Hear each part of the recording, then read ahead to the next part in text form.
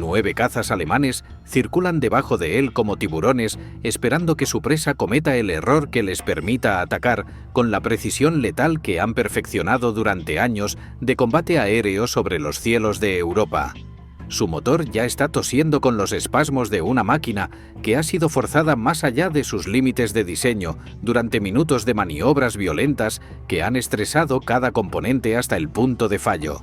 Sus compañeros de ala están dispersos por el cielo en direcciones que no puede rastrear o muertos en los restos humeantes de Spitfires que cayeron durante los primeros segundos del enfrentamiento, cuando los alemanes ejecutaron su emboscada con la eficiencia brutal que los ha hecho dueños de estos cielos. La doctrina estándar que cada piloto británico ha memorizado durante su entrenamiento dice que en esta situación debe trepar para ganar altitud, reagruparse con cualquier compañero que todavía esté vivo y retirarse hacia territorio amigo donde pueda aterrizar y vivir para volar otro día. En lugar de seguir esas instrucciones que representan la sabiduría acumulada del mando de cazas, empuja la palanca hacia adelante y pica directamente hacia el centro de la formación enemiga a una velocidad que debería arrancar las alas de su avión antes de que llegue a la altura donde los alemanes lo esperan. Lo que ocurre durante los siguientes 4 minutos reescribirá las tácticas de combate aéreo para el resto de la guerra de maneras que ningún teórico sentado en una oficina en Londres podría haber anticipado cuando diseñaron las doctrinas que este piloto está violando con cada segundo que pasa mientras su Spitfire acelera hacia abajo ganando velocidad que convierte a su avión en un proyectil más que en una plataforma de combate convencional. Primavera de 1942. Los cielos sobre el norte de Francia pertenecen a la Luftwaffe, que ha establecido superioridad aérea sobre el continente desde que las fuerzas alemanas conquistaron el territorio 2 años antes, forzando a los británicos a evacuar desde las playas de Dunkerque. Los cazas británicos patrullan en formaciones ordenadas siguiendo doctrinas escritas en tiempos de paz por hombres que nunca enfrentaron a un Messerschmitt a 640 km por hora en combate real donde las teorías elegantes se desintegran en el caos de balas trazadoras y motores en llamas. Las tácticas son elegantes sobre el papel donde los diagramas muestran maniobras perfectamente ejecutadas por aviones que se comportan exactamente como los cálculos predicen. Son disciplinadas de la manera que los oficiales de carrera aprecian porque la disciplina puede ser medida, evaluada y recompensada con promociones. Son predecibles de maneras que cualquier enemigo que las estudie puede anticipar y explotar. Y están matando a pilotos jóvenes más rápido de lo que las escuelas de entrenamiento pueden reemplazarlos sin importar cuántos voluntarios se presenten para llenar los asientos vacíos que cada semana de operaciones produce. El mando de cazas está desangrándose de una manera que los números hacen imposible de ignorar, aunque los oficiales superiores continúan insistiendo en que la doctrina actual es fundamentalmente correcta y solo necesita ser ejecutada con más precisión por pilotos que claramente no están siguiendo las instrucciones correctamente. Cada salida sobre la Europa ocupada es un riesgo calculado donde las probabilidades favorecen a los defensores que conocen el terreno, que tienen ventaja de posición y que han aprendido exactamente cómo los británicos vuelan y cómo explotar esas predecibilidades para derribarlos con eficiencia sistemática. Los Spitfires son máquinas magníficas que representan lo mejor que la industria aeronáutica británica puede producir. Aviones capaces de competir con cualquier caza en el mundo cuando están en manos de pilotos que saben cómo aprovechar sus fortalezas, pero los hombres que los vuelan están siendo enseñados a pelear la última guerra usando tácticas desarrolladas para enfrentamientos que ya no reflejan la realidad del combate aéreo moderno, donde la velocidad y la iniciativa importan más que la elegancia de las maniobras. Trepan hacia combates de giro cerrado donde intentan superar a los alemanes en maniobras horizontales que favorecen a quien puede girar más cerrado durante más tiempo. Combaten honorablemente según los códigos que les han enseñado a respetar, como si el honor tuviera algún significado para las balas que destrozan fuselajes sin distinguir entre pilotos valientes y cobardes. Mueren metódicamente en números que llenan los informes de pérdidas que los oficiales de inteligencia compilan cada noche, sabiendo que mañana habrá más nombres que añadir a listas que crecen más rápido de lo que nadie quiere admitir públicamente. Los alemanes conocen este patrón tan íntimamente como conocen sus propios aviones, porque han tenido meses para estudiarlo y años para perfeccionar las contramedidas que explotan cada debilidad predecible en la doctrina británica. Han aprendido a leer los movimientos de los escuadrones británicos como un jugador de ajedrez lee los movimientos de un oponente que siempre abre de la misma manera. Cuando un escuadrón británico aparece en el horizonte volando en sus formaciones ordenadas de 3 aviones espaciados tan cerca que los pilotos pasan más tiempo evitando colisiones con sus compañeros que vigilando amenazas, los Messerschmitt 109 trepan hacia altitud superior posicionándose por encima de los británicos, donde tienen la ventaja de energía potencial que pueden convertir en velocidad cuando decidan atacar. Atraen a los Spitfires hacia un combate de giros donde los británicos creen que pueden ganar si ejecutan sus maniobras correctamente, porque eso es lo que la doctrina les ha enseñado a creer. Y entonces, los Focke-Wulf 190, que habían estado esperando a altitud todavía mayor, caen desde arriba como piedras, con la gravedad añadiendo velocidad a sus picados hasta que golpean la formación británica desde ángulos que nadie estaba vigilando, porque todos estaban concentrados en los 109 que habían atraído su atención deliberadamente. Es geometría aplicada al combate aéreo de maneras que cualquier matemático podría apreciar si sobreviviera el tiempo suficiente para analizar lo que estaba ocurriendo. Es predecible en el sentido de que los mismos patrones se repiten misión tras misión, con los mismos resultados, porque los británicos continúan volando de la misma manera y los alemanes continúan explotando esas consistencias. Es letal de maneras que los números de pérdidas documentan sin ambigüedad, aunque nadie parece dispuesto a cambiar las tácticas que están produciendo esos números. Las tasas de pérdida son insostenibles según cualquier análisis honesto de los datos disponibles. El mando lo sabe porque los informes cruzan sus escritorios cada día. Los escuadrones lo saben porque ven los asientos vacíos en los comedores y las camas vacías en los barracones. Pero la doctrina es doctrina según los oficiales que la defienden, y la improvisación es desalentada porque permite que pilotos individuales tomen decisiones que podrían contradecir la sabiduría oficial que se supone debe gobernar todas las operaciones. Hay un ritmo en la masacre que se ha vuelto rutinario de maneras que deberían horrorizar a cualquiera que lo observe desde fuera, pero que simplemente se acepta como el costo de hacer la guerra por quienes están dentro del sistema que produce estas pérdidas día tras día sin cambio aparente. Entonces un piloto sudafricano comienza a hacer algo que nadie le enseñó en ninguna escuela de entrenamiento ni en ningún manual que el mando de cazas haya producido. No gira con el enemigo entrando en los combates circulares que la doctrina prescribe como la manera correcta de enfrentar a los cazas alemanes. No trepa para ganar ventaja de altitud siguiendo los principios que los instructores machacaron en su cabeza durante meses de entrenamiento. Pica directamente hacia abajo a través del punto de fusión, donde los aviones de ambos bandos se mezclan en el caos del combate cerrado, atravesando la zona de peligro más rápido de lo que la física debería permitir, según los cálculos que los ingenieros usan para determinar los límites estructurales de los aviones que estos hombres vuelan. Usa la gravedad como un arma que añade velocidad a su picado sin costarle combustible. Usa la velocidad como armadura porque ningún enemigo puede apuntar efectivamente a un blanco que se mueve tan rápido que apenas es visible antes de desaparecer, y regresa vivo cuando otros pilotos que siguieron la doctrina correctamente no lo hacen. La primera vez que ejecuta esta táctica, su líder de escuadrón lo reporta por vuelo temerario que puso en peligro no solo su propia vida, sino la cohesión de la formación que dependía de que cada piloto mantuviera su posición asignada. La segunda vez lo apartan después del aterrizaje y le dan una conferencia sobre los fundamentos del combate aéreo que aparentemente no aprendió correctamente durante su entrenamiento a pesar de haber completado todas las evaluaciones satisfactoriamente.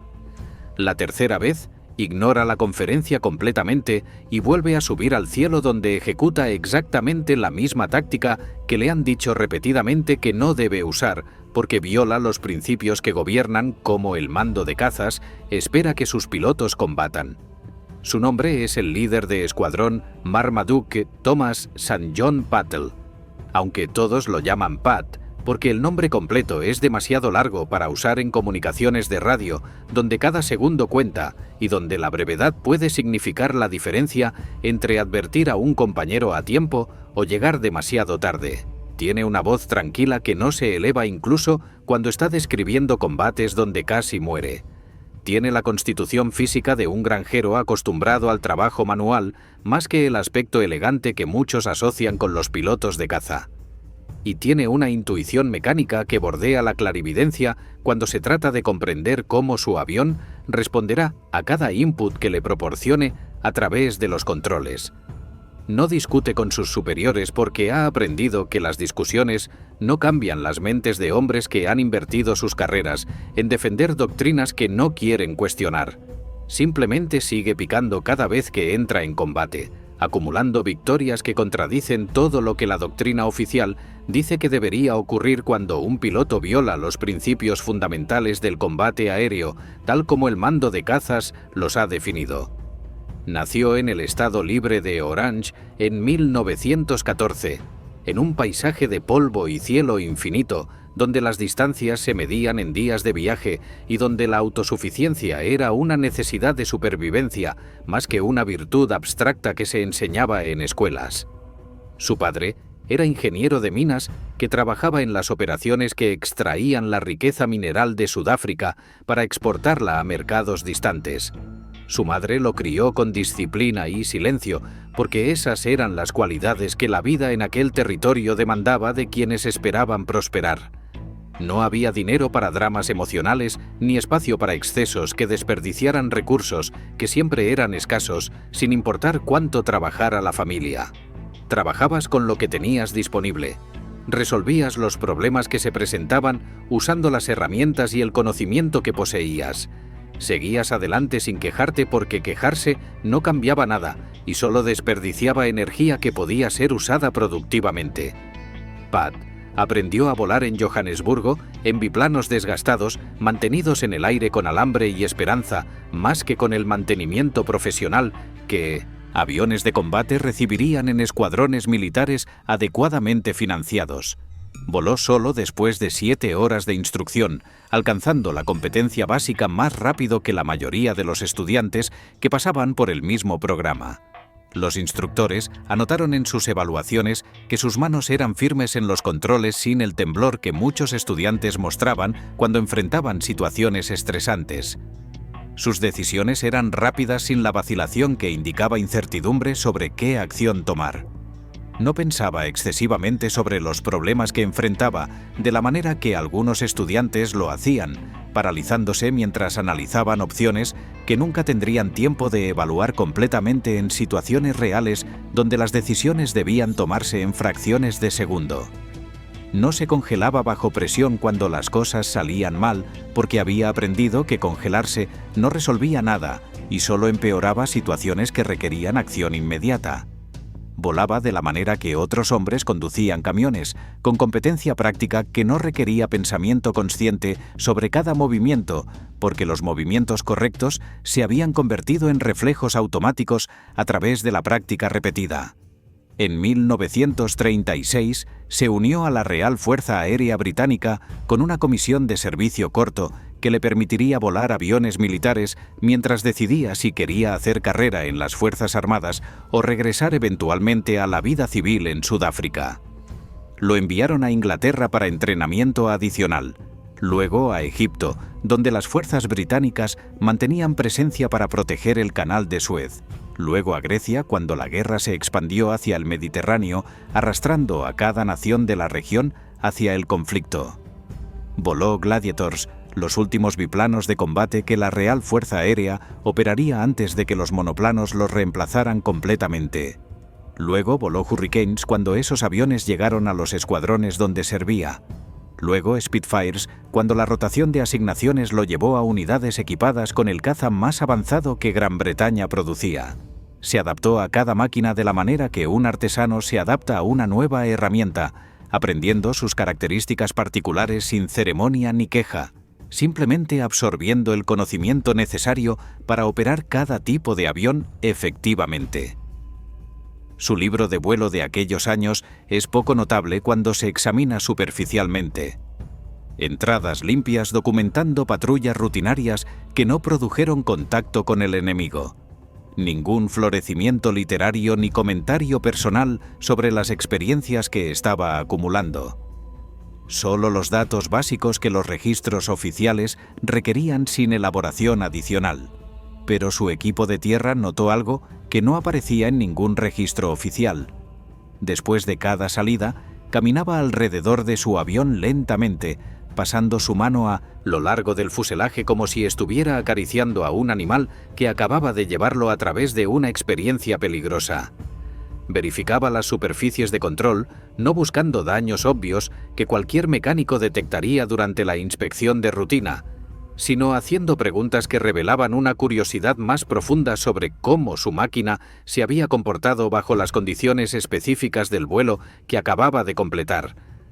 ¿Cómo se sintieron los alerones a alta velocidad cuando ejecuté esa maniobra particular? ¿El timón vibró durante el picado de la manera que lo hizo la última vez o fue diferente hoy? ¿Hay juego en el compensador del elevador que no estaba ahí antes de esta misión? No estaba inspeccionando el avión de la manera que los manuales de mantenimiento describían. Estaba aprendiendo de él, absorbiendo información sobre su comportamiento bajo estrés que ningún manual contenía porque los manuales describían comportamiento teórico bajo condiciones ideales, mientras Pat quería saber cómo se comportaba su avión específico bajo las condiciones reales que encontraba en combate. El jefe de mecánicos diría años después que Pat hablaba con sus aviones de la manera que un hombre habla con un caballo, no con palabras articuladas que el animal pudiera comprender, sino con atención sostenida que demostraba respeto por la criatura y deseo genuino de comprender su naturaleza. Para 1941 estaba volando misiones de combate sobre el Mediterráneo donde las fuerzas británicas luchaban contra italianos y alemanes por el control de territorio que ambos bandos consideraban estratégicamente vital. Su cuenta de victorias creció silenciosamente sin las proclamaciones grandiosas que otros pilotos hacían cuando derribaban enemigos. Sin los roles de victoria teatrales que algunos ejecutaban sobre sus bases después de combates exitosos para impresionar a quienes observaban desde tierra. Disparaba ráfagas cortas a corta distancia cuando tenía blancos claros, no desperdiciando munición en disparos de larga distancia que tenían pocas probabilidades de impactar. Regresaba de misiones con agujeros de bala en sus alas que demostraban cuán cerca había estado del desastre, sin decir nada sobre los momentos donde la muerte lo había rozado sin atraparlo. Otros pilotos admiraban su compostura bajo presión que nunca parecía quebrarse, sin importar cuán intensa fuera la situación. Nunca presumía de sus logros de la manera que la cultura de los escuadrones de caza fomentaba. Nunca vacilaba cuando llegaba el momento de actuar, aunque otros pilotos más experimentados mostraban señales de duda. Tenía el tipo de calma que viene de resolver problemas en 3 dimensiones mientras alguien está intentando matarte, una calma que no puede ser fingida y que no puede ser enseñada a quienes no la poseen naturalmente. Pero fueron sus ataques de picado poco ortodoxos los que lo distinguieron de otros pilotos competentes que seguían la doctrina correctamente y morían a tasas que las estadísticas documentaban sin piedad. Mientras otros trepaban hacia combates de giro cerrado donde intentaban superar a los alemanes en maniobras horizontales, Pat se posicionaba alto sobre la batalla, seleccionaba un blanco específico y luego caía como un halcón con la gravedad añadiendo velocidad a su descenso.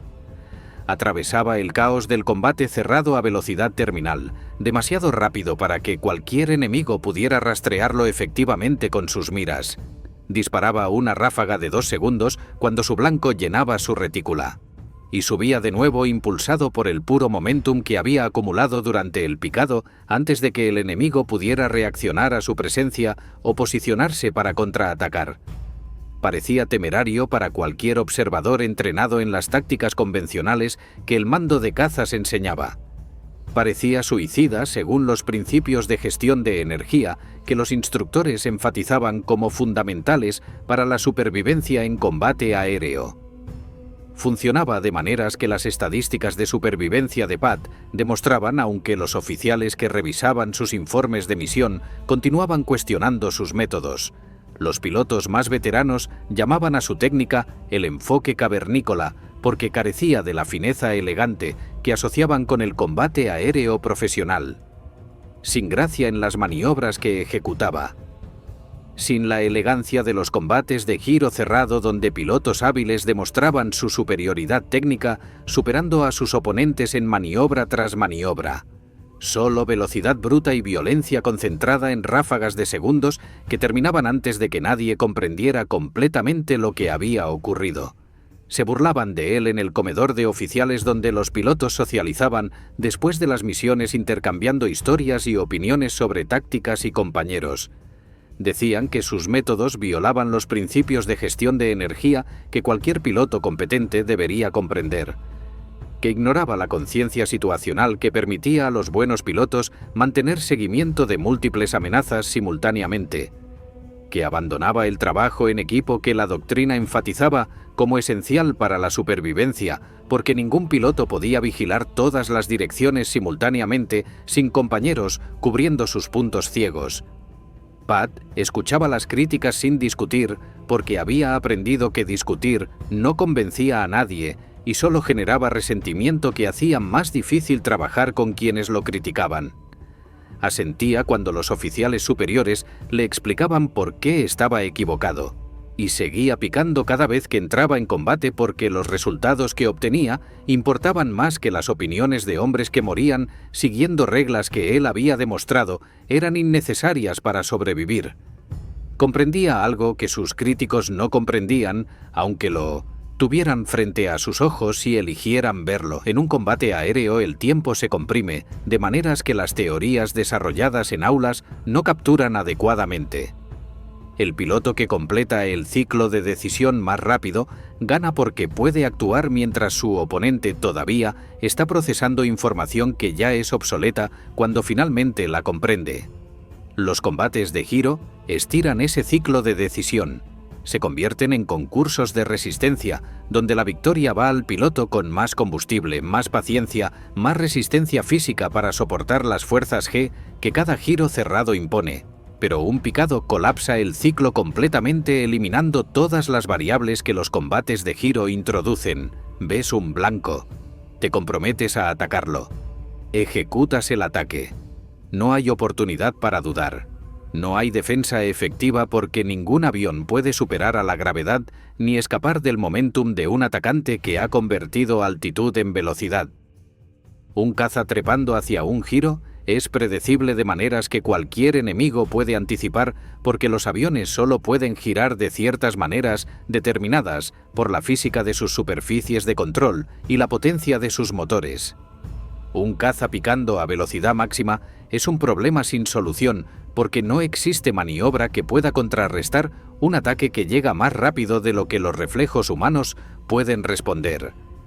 Pat no era un teórico que escribiera artículos tácticos para publicaciones profesionales donde oficiales de carrera debatían los méritos de diferentes aproximaciones al combate aéreo. Pero había descubierto a través del instinto desarrollado volando sobre paisajes africanos y a través de la repetición de combates donde probaba sus ideas contra enemigos reales, un principio que más tarde se convertiría en doctrina oficial.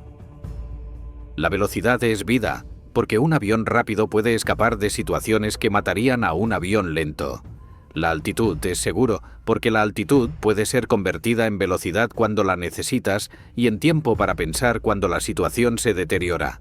Y la iniciativa pertenece al hombre que ataca primero y desaparece antes de que el enemigo pueda responder, porque quien dicta los términos del enfrentamiento controla el resultado. Marzo de 1942. La guerra aérea sobre Francia se había convertido en un matadero que consumía pilotos británicos a tasas que amenazaban con hacer imposible la continuación de las operaciones ofensivas sobre el continente. El mando de cazas estaba perdiendo pilotos experimentados más rápido de lo que podían ser, reemplazados por graduados de las escuelas de entrenamiento que llegaban a los escuadrones con habilidades básicas, pero sin la experiencia de combate que solo sobrevivir enfrentamientos reales podía proporcionar.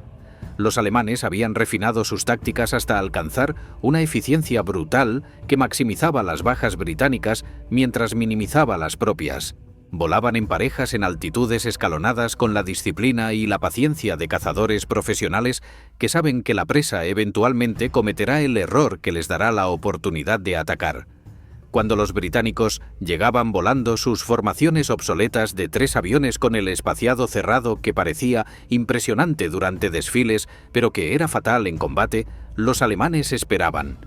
Dejaban que los Spitfires se comprometieran a una dirección y una altitud.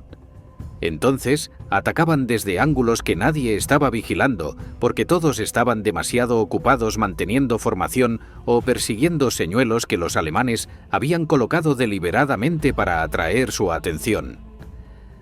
La misión que convertiría a Patt en leyenda comenzó como cualquier otra sobre el norte de Francia, una patrulla de combate buscando formaciones alemanas que pudieran ser interceptadas antes de que alcanzaran objetivos británicos o regresaran a sus bases después de completar misiones sobre territorio aliado. Lo que encontró fue una trampa perfectamente ejecutada que debería haberlo matado junto con todos los pilotos de su escuadrón. Los alemanes aparecieron en número superior con la ventaja de altitud que habían aprendido era esencial para controlar enfrentamientos contra los Spitfires británicos. La formación de Patt se desintegró bajo el primer ataque, mientras los 109 y los 190 ejecutaban la emboscada coordinada que habían perfeccionado durante meses de práctica contra escuadrones británicos que volaban exactamente de la misma manera predecible.